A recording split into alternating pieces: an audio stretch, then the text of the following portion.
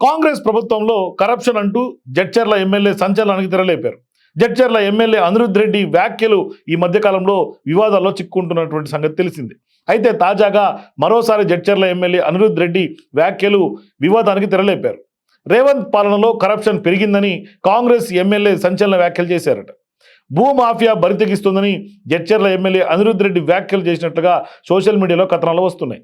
Revenue శాఖలో అవినీతి పెచ్చిమీరుతోందని వ్యాఖ్యానించారట సదరు జడ్చర్ల ఎమ్మెల్యే అనిరుద్ రెడ్డి. ఎంతటి వారైనా వదలబోమని కాంగ్రెస్ జడ్చర్ల ఎమ్మెల్యే అనిరుద్ రెడ్డి వ్యాఖ్యలు చేసిన వ్యాఖ్యలపై పార్టీ వర్గాల్లో చర్చ జరుగుతోందని కొందరు అంటున్నారు.